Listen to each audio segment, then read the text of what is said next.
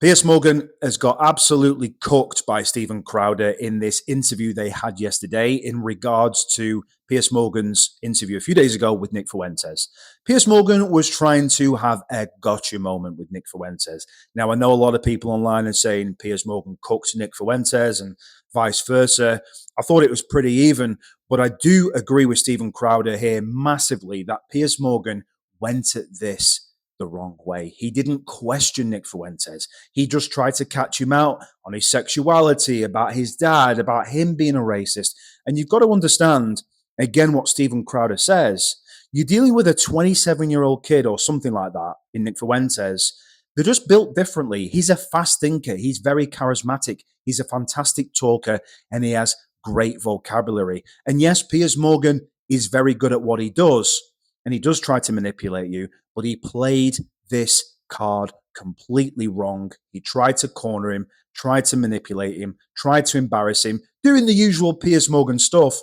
But in some ways, this interview backfired. And in this clip here, we're going to go through Stephen Crowder, big broed Piers Morgan. He told him how to conduct a proper interview by asking the right questions. And I thought Stephen Crowder was bang on point. So let's get into it. But I was curious why you felt that I was playing gotcha with him and not just actually, I think, doing my job as a journalist and just challenging him about the more contentious things that he said. Yeah, well, here's the thing. I don't think you challenged him on the most contentious things. And by the way, it's not an impugnment of your character. It's a different interviewing style, right? I think that trying to shame someone like Nick Fuentes for being racist, for being a misogynist, like that's a layup for him. He's already been accused of that, and I don't think it's very fruitful. I mean, I don't want to conflate gotcha with challenging. So I would say, by the way, yeah, if he's going after your family, Nick Fuentes, if you're watching, strongly condemn that from your audience if anything is happening out of line. But I also would say, when the guy makes a good point and says, hey, you know what, my dad's not here to defend himself, could we move on from that? Don't do it 6 more times.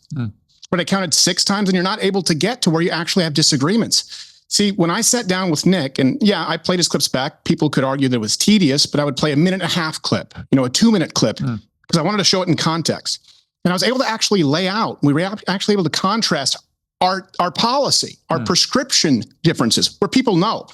And so I think if you go after, father being racist, I don't even know that you would construe his father's being racist because he doesn't like Applebee's. No one likes Applebee's. No one likes Olive Garden. Hang on. That's not what he said. Hang on. Piers always does this. Always intro. Hang on. So infuriating. Literally told the story that his father didn't like that particular restaurant chain or others because they were known for black fare. Sure. Well, that's racist. Black fare? What if people don't like black fare as far as food? What if people don't want to be somewhere where they're more likely to end up in a World Star hip hop video? This is where we get to the issue of you and him discussing per capita. Right? Let me ask you this. Like you're a Catholic. We were talking about this. You said you'd be happy to talk about it. What do you think is going to be fruitful in attacking a celibate Catholic for not getting laid? I didn't attack him. You're driving people into his arms. I didn't attack him. He said he needs to get laid. I think he does. That's a heresy. I think he does. I think he's an incel. So you advocate heresy. I think I perfectly understand if you're a devout Catholic, which I'm not. If you're I was brought up a Catholic and I was given spiritual guidance by Catholic nuns, and a lot of my family are very devout Catholics. I'm not particularly, but I still adhere to, broadly adhere to Catholicism, albeit there are parts of the teachings I don't agree with. So that's my position on it.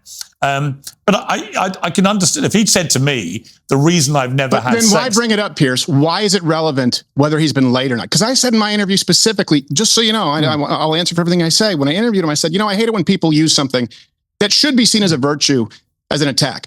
Out of all the views, if you view them as reprehensible, and I, by the way, strongly disagree with a lot of Nick's views, the least relevant is whether he's celibate as a devout Catholic. Absolutely true. 100% agree with Stephen Crowder. And when I was watching the interview between Piers Morgan and Nick Fuentes, I was sat back thinking, Piers, why are you going down the sexuality route and whether he has had sex or not? What has his celibacy got to do with anything that you're discussing? You're getting incredibly personal about him. You mentioned about his dad saying he's racist.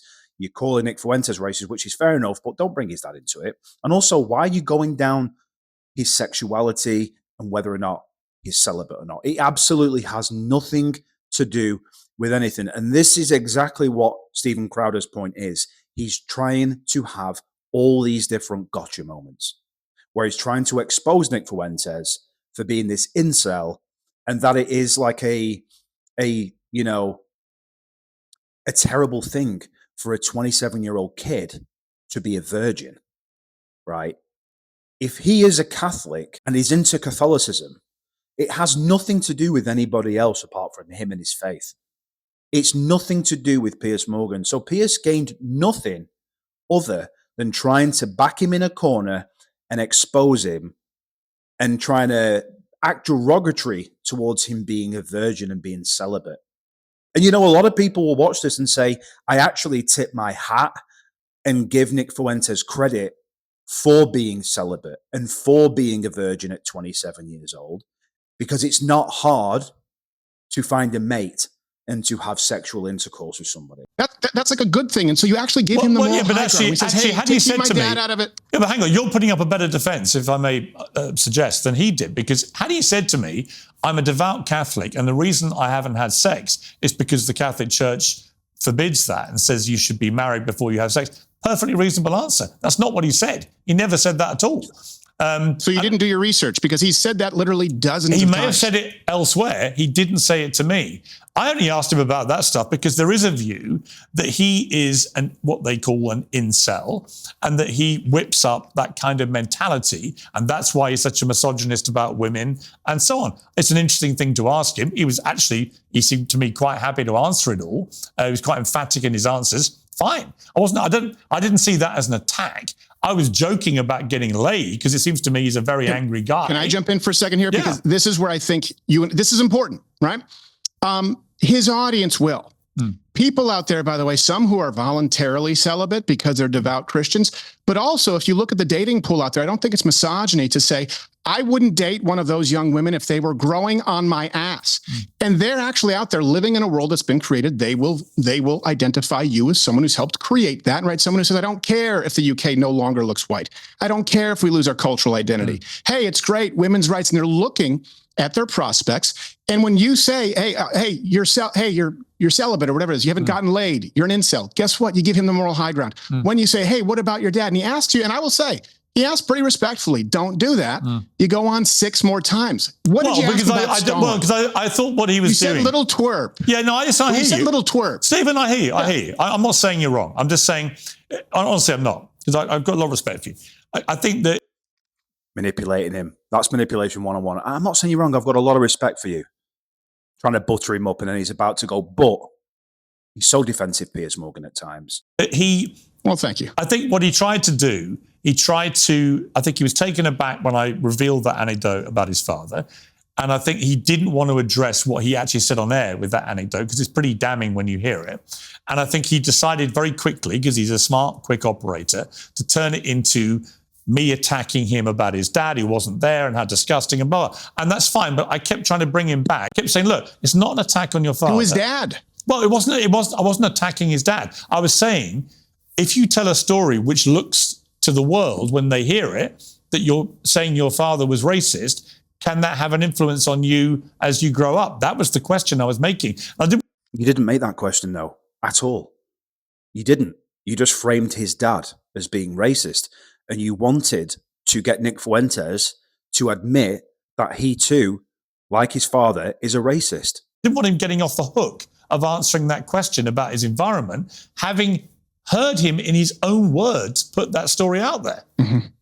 Yeah, well, here's the thing. In trying to keep him 6 times, and that's what I counted, on the hook for his dad maybe being a racist. Look, if your dad's in the Klan, it couldn't be relevant. It has nothing to do with the price of tea in China, right? What hook Well, would it is matter if you openly admit to being a racist, Hold on, asking him about Stalin. And I say this because the last time I was on your show, remember we were talking about Tucker Carlson. Yeah. And by the way, I would hope that you would be just as hard on Candace and people like Tucker for some of the things that they've said. Sure. I think it's fair to be even-handed across the board. Yeah, I agree. Stalin, I said I would like to ask him about that, right? Is he a fan? Is he actually an admirer? Or does he just mean to say he's fascinated? What did you ask? You asked him about his dad 6 times. You attacked him as and I don't mean attack him. You present him, but racist, misogynist, right? Stuff that he already knows. That's the playbook. You'll drive your fans into his own arms. What was your question on Stalin? Well, I asked him. There wasn't one. Well, there was actually. There wasn't one. No, you're No, missing. there wasn't. No, there was. You just Hang on. didn't hear it. So I actually brought on a British journalist called Danny Finkelstein, who spent 90 seconds in a video talking about what Stalin and Hitler had done to his family. I did it in the context of him saying Hitler's cool, but Stalin was addressed in that, and he was totally dismissive of a Jewish man talking about his family being annihilated by Stalin and Hitler. Do you hear yourself? Do you think that you think that's going to be effective or fruitful? Get rid of the bull crap on the outset so that we could actually get to real differences. And I think here's something that I really pursue when I interview someone: truth and understanding. I asked him about Stalin. Let me read you the exact question later on. It would help if you watched the whole interview. I said, my question to you would be, I know that you've said we want a Catholic theocracy or a Christian theocracy. I've heard the word dictatorship. Correct me if I'm wrong. I would ask you, since the end point seems similar to where Stalin would want us to reach, swap atheism for Catholicism, would you be able to name, or is there any one thing that you think America concretely should copy about Stalin's rule or revolutionary methods to get there? And guess what? We were able to actually answer. We were able to actually discuss it. How many retractions on your show? 0. Quite a few on mine. How many times did we actually get into discussions regarding where we disagree? And let me tell you where I disagree with him. I'm to the right of him on some issues. I'm definitely to the right of him economically. He's a pretty big sort of centralized economy guy, but we did it in good faith. And I presented him with his own questions. We got that out of the way. If you don't watch the whole interview, yeah, you can take 15 seconds. Did you get to any, that was my question. And yours was, well, you never asked about Stalin. He said, do you still think Hitler is fucking cool? Yeah. How'd that work out for you? What'd you learn? Exactly. Keep cooking, Stephen. Exactly. Piers literally just focused on Hitler being fucking cool. And actually, I was cringing the amount of times Piers was repeating that and asking him the same question. It's like he had nowhere to go. He was in a cul-de-sac or a dead end and didn't know which direction to go to get out of it. Again, you've got to press these people. You've got to ask them why they believe that. Where's this thinking coming from? How does it shape you into who you are and your beliefs? How do you think it could help America or not benefit America and worldwide and on a global scale? You've got to really dig deep and ask fundamental questions to the core to understand where he's coming from in his mindset. And Piers did not do any of that. He just tried to gotcha him. He tried to back him in a corner and basically just ridicule him. That he does. And that's new? That he thinks they have nice outfits? They're Hugo Boss. No, but okay, he didn't say that as his reason. Did you learn about Stalin, Piers? Did you learn about why young men right now are disaffected, disenfranchised? As I said to you, I played a clip from a guy who literally lost family members, close family members, to Stalin and to Hitler. Sure. And Nick Fuentes' response was to mock him and then to unleash his groypers on this guy who've been now mercilessly abusing and mocking him about the loss of his family members to Stalin and Hitler for the last 48 hours. Now, you might think that's acceptable or that somehow I didn't push that hard enough. See what he's doing? That is typical Piers Morgan manipulation tactics. He does this all the time. He's a 60-year-old granddad. And even Stephen Crowder, he's got to be in his late 30s, I would assume, right by now, maybe in his late 30s, mid to late 30s. Even I'm 42, I'm considered an unk, right? Some 20-year-old. Stephen Crowder's probably an unk to some 20-odd-year-olds. Piers is a fucking granddad. But the reality is he's using manipulation tactics to turn it back and push it on and project it on somebody else. So he plays the victim. He's like, well, I don't, you might think it's blah, blah, blah. It's like, dude, we're not in high school anymore. Stop playing the victim and just take responsibility and admit that you didn't ask the right questions. You didn't press Nick Fuentes. You didn't want to find out about him, really. You might have dressed it up as trying to find out about him, but you did it in the disguise of mocking him and getting him to open up and call himself a racist, a misogynist, all these different anti-Semite, and all these things. That was Piers Morgan's game plan, to have a gotcha. It's unbelievable. this is why legacy media is dying. You can't compete. Look, guys like Nick, guys like Andrew Wilson on your show, I mean that you were at CNN, HLN for a very long time, and you're still following the same format. And so there, accusing someone young of being racist is a win. But with people who've grown up being accused of racism, of misogyny their whole life, they don't give a shit. And so you should get to the point where you can actually understand. Here's the one thing I would say that would help. Listen. Exactly. Listen to him. When you're watching Piers Morgan as well, you can see that he has a conveyor belt of thoughts just going across, and he's waiting for his bit to speak. And we all do it, right? When we're in a conversation, unless we're not present and self-aware and grounded in the moment, we want to wait to speak. We're just waiting to jump in. It's like a conveyor belt of thoughts. Piers does this on a professional level. He's supposed to be professional. He doesn't really listen. He just has his bullet points and his sheets in front of him with all his stats. He's got his team in the back feeding him through his ear or whatever, telling him all these different stats off AI and Google so he can start, creating a narrative and running with that. But he doesn't listen to people properly. He doesn't want to find out. He just wants to gotcha. Steven Crowder is 1,000% right in what he's saying here. And also, he's right in what he's saying because, again, Piers, for me at 42, and Piers Morgan, who's 18 years older than me at 60. If we were called a racist, I would not like to be called a racist because I know I'm not, right? We take it very personal, but with someone like Nick Fuentes at his age, it's his shtick. He's playing into it. You're not hurting him by getting him to admit that he's racist. He's just a different mindset. It's a different generation. Even my age to Nick Fuentes' age, there's like 13, 14, 15 years apart. It's massive. It's called me a racist. I'd be like, what? No way. But to him, he's like, it's his shtick. That's just what he's built his career on. You're not hurting him at all. You weren't listening to the guy, so you're not even able to lay out where you disagree and your own audience. Well, I don't think you heard that. I don't think you could have heard the whole interview either. Then, I mean, I'm going to go and listen to yours every last second, pillar to post. Okay, but look, for 2 hours, I talked to the guy. I came with an open mind. I wanted to know whether it was performative, whether he did these things, whether he said things as a joke, whether if he did and it blew up, he regretted any of them, or whether he really means this stuff.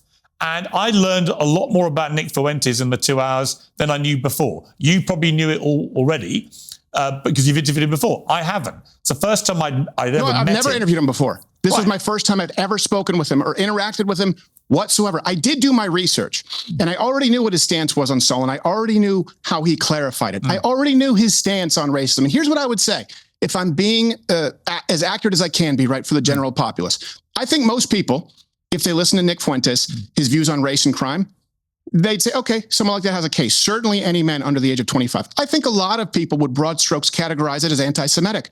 We were able to get into that. I was able to communicate that I thought Islamic immigration is a greater threat than global Jewry. And guess what? He disagreed, but we understood each other. You don't de-radicalize people by marginalizing everyone who actually makes good points, by spending 6 follow-up questions on a racist dad, by accusing them of not getting laid and calling them twerps. Stephen, here's what I'll concede. Like I did with the initial reaction that you did. I will concede I didn't get him, other than him saying, I believe now, actually, in a satirical way. In other words, I don't think he really meant it. But when he said he did think at least 6 million Jews died in the Holocaust, he did it in a way that others, like Glenn Greenwald, have told me he didn't mean it. Whatever, it's up to him. It's down to him. I don't think I don't think I got anywhere with Nick Fuentes. I don't think I got anywhere to him changing his mind about anything. I certainly didn't get anywhere in stopping him unleashing his Groyper hounds on me or my family, whatever. I don't care. I've had far worse, and it's fine.